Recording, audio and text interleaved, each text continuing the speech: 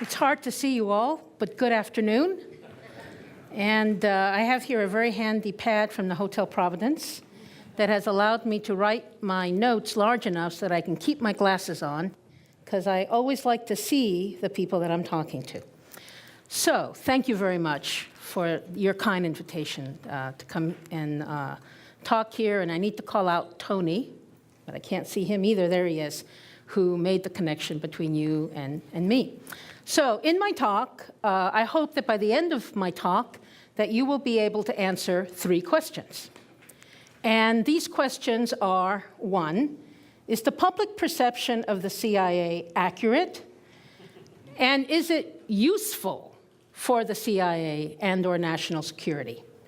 Question 2, what is the motor that runs the world?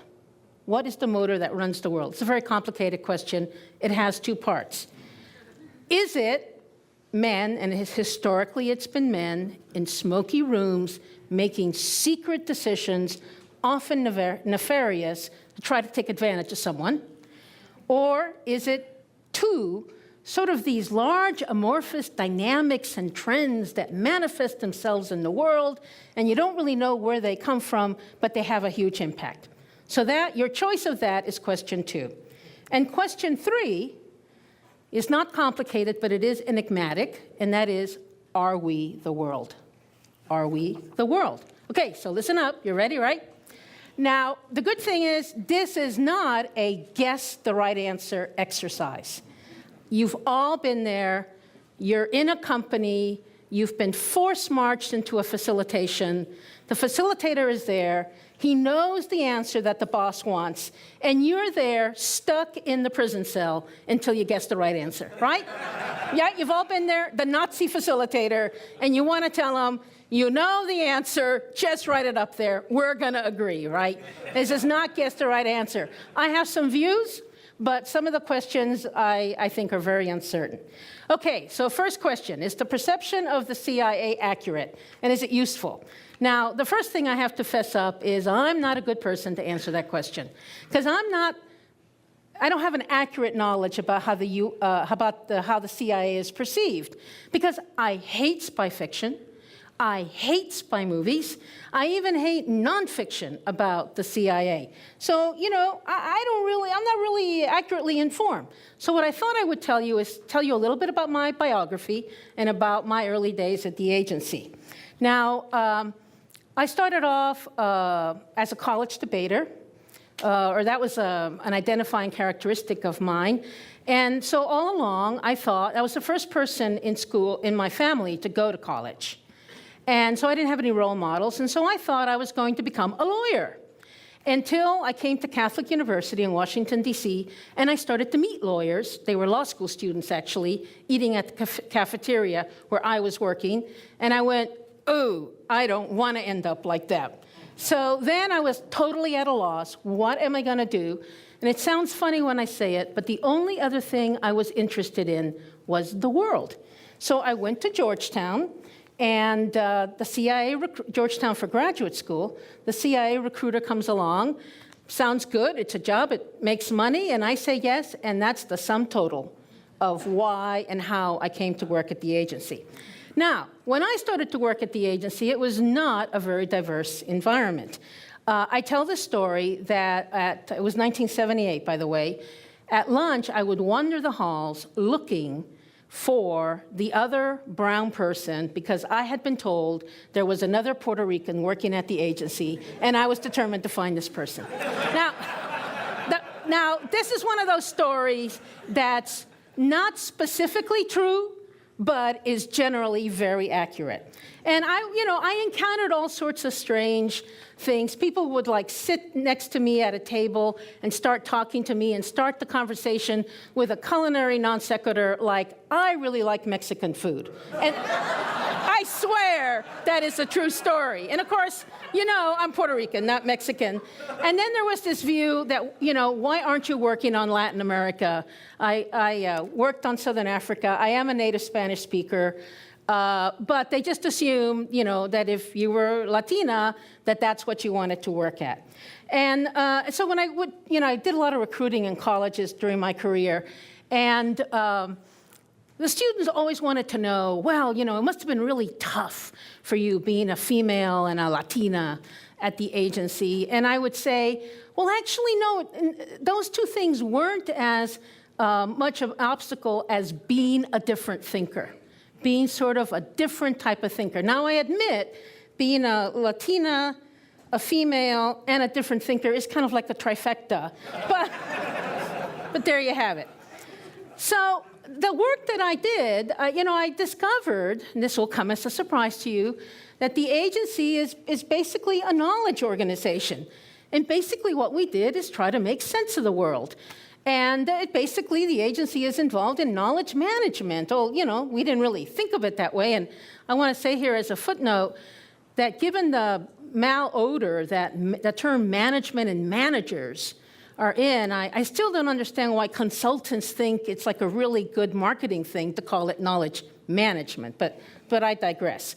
Now, it's true that the agency involves itself in things called covert action, where we try to pull strings in the world. And for my taste, the idea of covert action always seemed to assume a heck of a lot about the ability of men and women to plan and have foresight about what they were doing.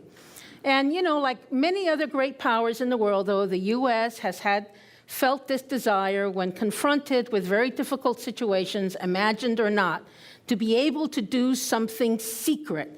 And it's really endearing that the United States actually created a whole legal structure around this, the doing of sneaky things. And for the most part, that's what it is. The CIA, what it does fits within that legal structure.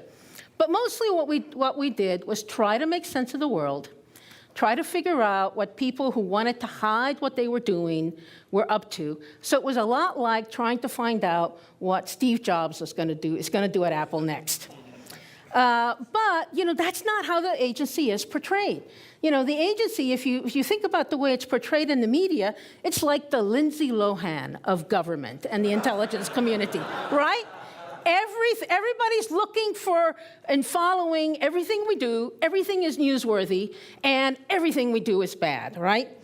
But I guess why they do that is because the CIA sells newspapers, if in fact anybody was buying newspapers, which, there was a guy who was a colleague, and he sat in the office next to me, and he's one of those, tribal readers of newspapers who would read every single paper every morning.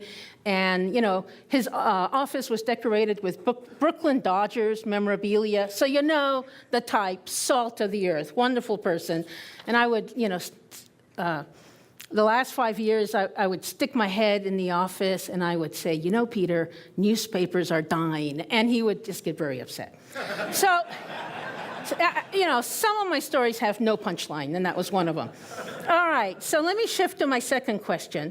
Remember the second question, okay, what's the motor that runs the world? Men, secret rooms, or these dynamics? And as I talk about this, I'm going to connect my remarks a little bit to innovation, just like a good thing, right? So the reason why I'm asking this question, it's a very difficult question to answer. I don't think there's a right answer, is that how you view this question tells you a lot about the organization that you need as a country. So if you think the world is full of Hitlers and will always be full of Hitlers and Mao Zedongs and bin Ladens, I'm desperately trying to think of a woman, but they've just historically been men. Oh, okay, I got one. Catherine the Great. And you need to find out what these nasty people are doing, and their whole orientation is to keep it secret.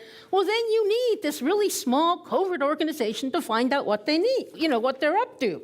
But if you think that it's these dynamic forces that are really what matters and what will determine the prosperity of your group in the future, then really what you need is an organization that makes sense of the world. India, China, and Brazil, as a result of globalization, are becoming these great economic powerhouses. And you know what? They're not trying to keep it a secret. So, if you're going to understand the world as it is emerging, then you need to be part of this big ride. Now, the choice is a false choice, right? Both are true differently in different historical periods. But my point is that the agency was built primarily as if it's the first thing that's true. It was the driving principle of the Cold War that there are these sort of secret societies that are doing secret things that are nasty, and we need to have an organization that can be nasty with them, right? And find out what they're doing. So it's a very Mad Magazine kind of world, and it just makes me tired to think about it. Now, so right around the time when the Cold War ended, that's actually when I wrote my first article for this in-house journal called Studies in Intelligence, talking about how everything that we were doing, CNN had arrived, didn't make sense in the world. And then the internet came. Oh my God, what a problem for the agency. Ooh la la, Fabienne, if you're still here, that the internet has been. Because, for other organizations, a new way of handling information, you know what, I sell widgets, there's a new way to handle information, fine, I'll adapt. But for the CIA, information is our business. So a whole new model for handling information, the question of whether or not to adapt to it, that's a theological question. So, I use that word in all seriousness. So the 90s became, the hardest period for me in the agency because it became harder and harder for me to believe that what we were doing made any sense. So there was a small group of us, about 20 of us, that I actually at the time called the Rebel Alliance.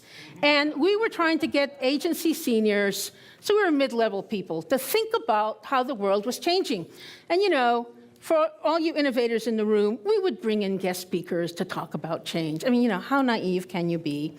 And right, you've done it, but right, yeah, I heard that laugh of recognition. And so I fell in that trap that all innovators fall into, or most anyway, of becoming cynical and negative.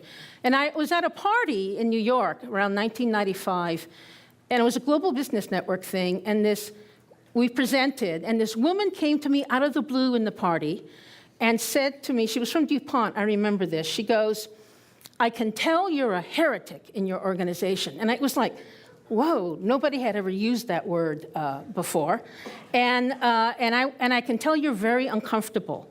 And I just want to tell you for your own health and well-being that you need to stop being uncomfortable with being a heretic. In fact, it's not enough to stop being uncomfortable. You have to learn to actually be comfortable, and you actually have to learn to like it. Because that feeling of discomfort is what tells you you're true to your principles. And I believe, I never saw this woman again, I believe she was one of the 2 guardian angels, in all honesty, that appeared in my life. I'm already running out of time, and if you want to know about the other guardian angel, you can ask me later. But anyway, despite all this, I somehow became essentially ended up in one of the top 10 positions in the agency in terms of the hierarchy. And, it was a combination of stick-to-itiveness, mentors, friends, and particularly important at that point in my career, reverse mentors, people younger than me who sort of coached me up to do things, and, of course, luck that we've talked about. So when I became Deputy Director of Intelligence, very early on, this young man and his manager come to talk to me. And we'll call the young man Sean, because that's actually what his name is. and okay, I'm at the 52-second mark, and I'm probably going to go 3 or 4 minutes over. So, because I believe in transparency, so I'm telling you, that's where I am. So he was pitching me on this idea of Irakopedia.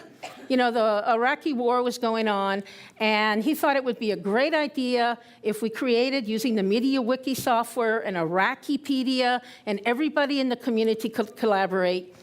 And remember, I was a member of the Rebel Alliance, so I told him, that is a great idea, Sean, but there's actually a rule in the agency that says you can only use collaborative tools as long as you don't collaborate with anyone outside the agency. Scout's honor.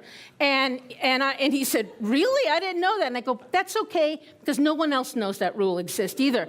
And it never ceases to amaze me that, right? I mean, I did. But that bureaucracies create so many rules that the bureaucracy itself loses track of the rules right? That it's created, okay? So I said, let's get going. And that was my small role in getting Intellipedia. How many of you have heard of Intellipedia? Started. And Sean and Don, his partner, were the ones who pushed it forward. And they actually last year got the Service to America Awards, which you can look up on the internet. And the only CIA person they invited to the ceremony was me. And I was incredibly flattered. Although they weren't always happy with me because they always, okay, somehow more time has appeared. Thank you. I'm paying attention. Okay, so they would get mad at me sometimes because they would say, you got to force everyone to use Intellipedia. And I said, that doesn't work. I actually don't believe in organizational change. I don't believe an organization changes. I believe the people in it change. And I know this is really hard, but it usually happens one person at a time. Maybe you can get like a lunch table to go together. But that's about, right? That's about the extent of it. I also, by the way, don't think there's any such thing as bureaucracy. Oh, look at that. And they wrote, "You're welcome." This is wonderful. I also don't believe there's any such thing as bureaucracy. I think we all individually choose to become bureaucrats. Now, there was a lot of, I'm going to just go through this quickly. A lot of people at the agency fought the idea of Intellipedia. They hated the idea that it was transparent, and they hated the idea that it was collaborative. And they thought national security is too important to let it be a collaborative activity. And I essentially grew to believe the opposite, that the only way that we can keep track of the world that's evolving is for us to be an open network.